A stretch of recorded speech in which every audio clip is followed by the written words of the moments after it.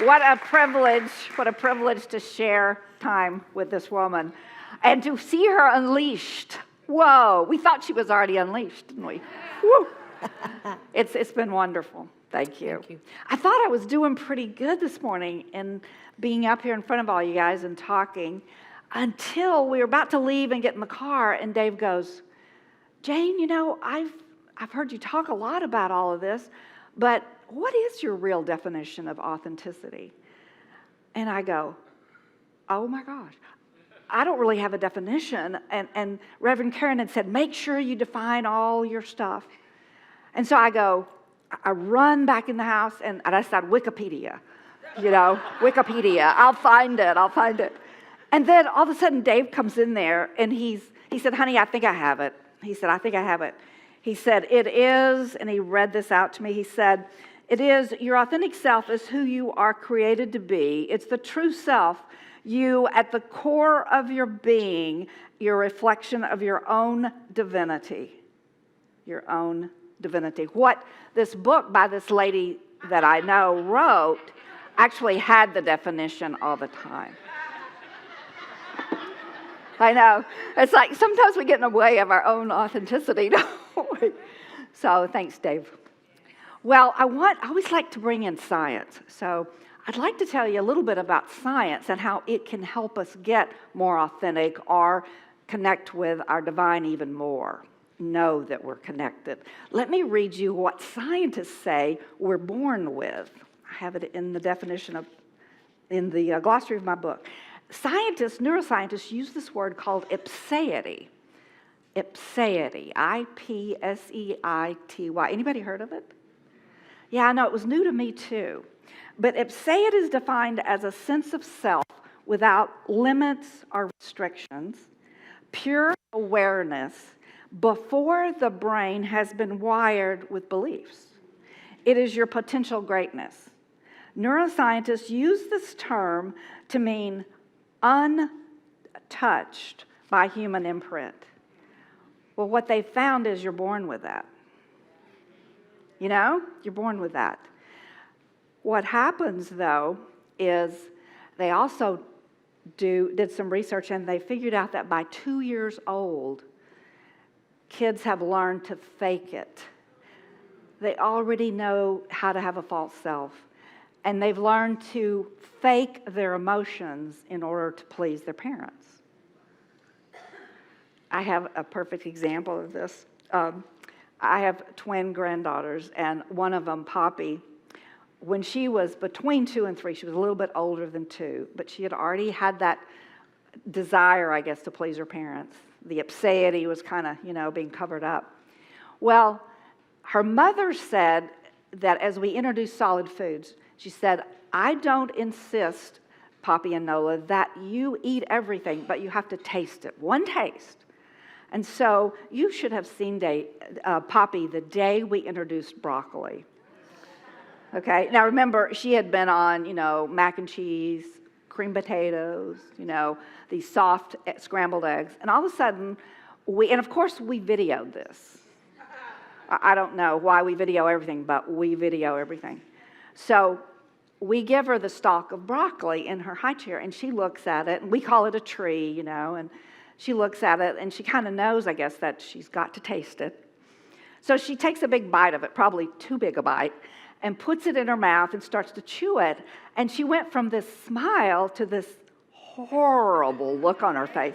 It was like, oh. But you could see she looked at us, and she knew she had to swallow it. So she didn't spit it out. She made this big effort and swallowed it. The funniest thing she said afterwards, she said, that was so good. Like that. And then she said, but don't make me eat any more of that. So, they do. We learn that, don't we? So I want to give you 3 things you can do this morning where you can get back to your more authentic self. You can wipe off some of the limiting beliefs that we all get as we grow up in a world like this. So do you know you're part of our online community?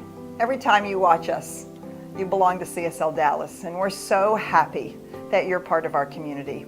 And we love providing you this kind of spiritual message So if you want to keep seeing this, please donate.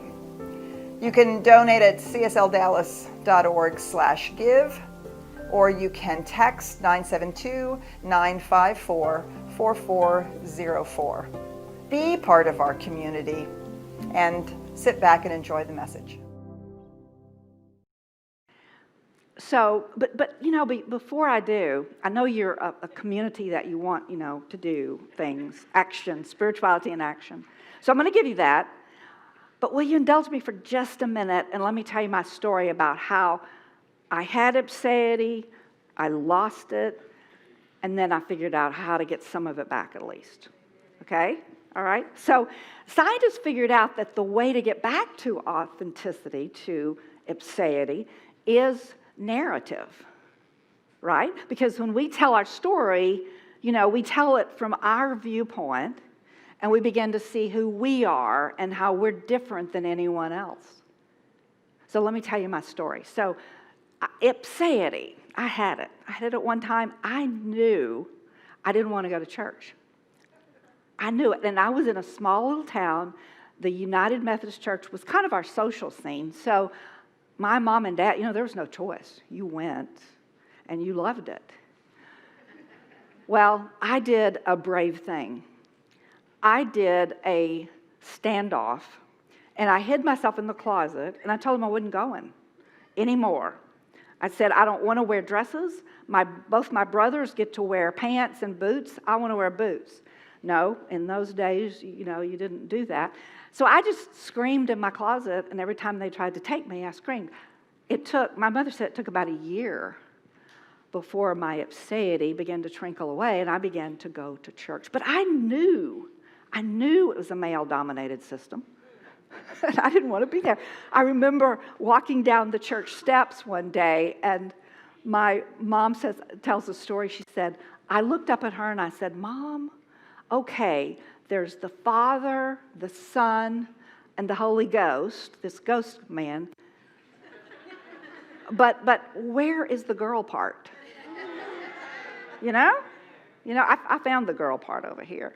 That's why I came here, Woo, we're here. But in that time, there weren't any girl parts. Nobody in the Methodist Church even thought about a woman being a minister. So I didn't have any role models. I didn't want to go, and I knew it.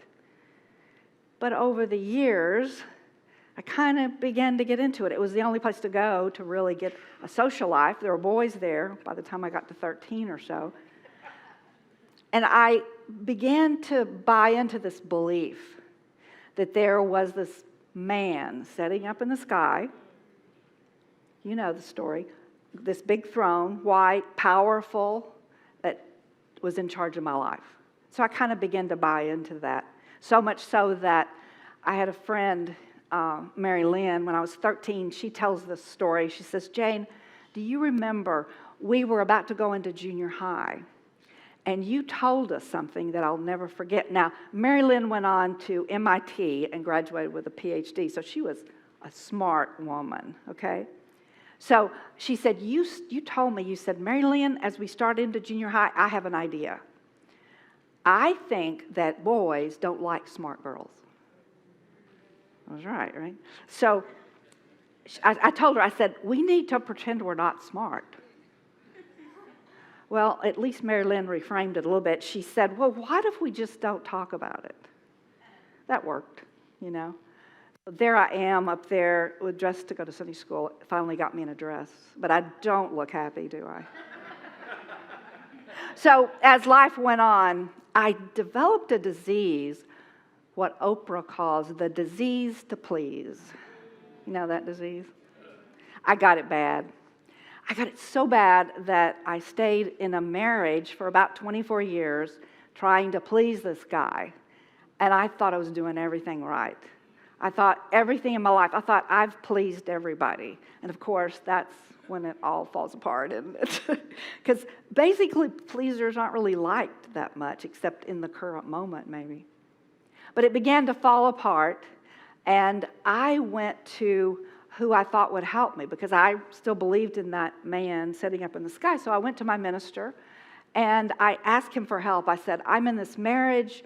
I really want to try to make it work, but my husband has filed for divorce. What can I do? And he was very prominent in the Methodist Church, had a TV show, just one of those big deals. And I couldn't wait for what he said. And he said, let me teach you how to have better sex with your husband. I believe this is a true story. If you will just have sex with me, I will show you. Yeah. So I walked to these little boots right out of his office, and I looked up who was the head of the Texas Bar Association.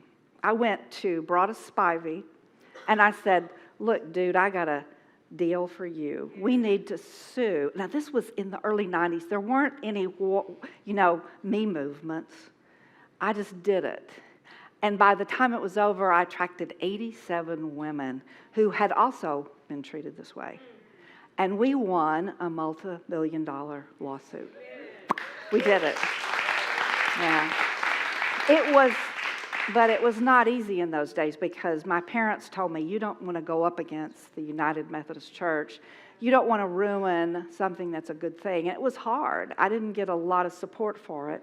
But I did learn something. I did take God off that pedestal, and I put him in my heart. I decided that God was going to be in me, that I was going to change some of those limiting beliefs to I co-create with this majesty. So I began to change my life and get some real energy around being myself. I was an intern getting my PhD at a psychiatric institute in this area, and I began to create a process where you could find yourself because I had lost myself. And I thought, these patients that I see, they really need to just find themselves, get back to that ipseity, right? So I created this process that I want to share with you, but there was one day that changed my life about the process. I was presenting it to a big crowd at TCU in one of the auditoriums, and I was a professor there for a couple of years, and I taught this course, and I had all these freshmen that were taking it, and I was talking about it, and I had a couple of people in the front row that were my students. Well, one of them has the audacity to ask the questions at the end. She said, Dr. Gardner, tell us how you did when you took the process. Well, guess what? I hadn't taken the process. I had just invented it, and I had taken all these people through it, and they were doing so great. But I hadn't done it myself. I could just feel the flush coming up my cheeks, and I got out of it somehow, turned around, and hired her to take me through the process. So I did it. It's a lot harder than I thought.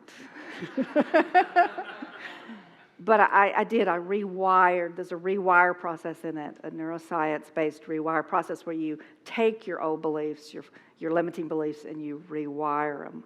So I really knew that, as we learn in the course, as you rewire and change some interaction, do some interaction, you begin to attract different things to your life. And so my life came to a really high spot when this man named Dave Bauer walked into my life.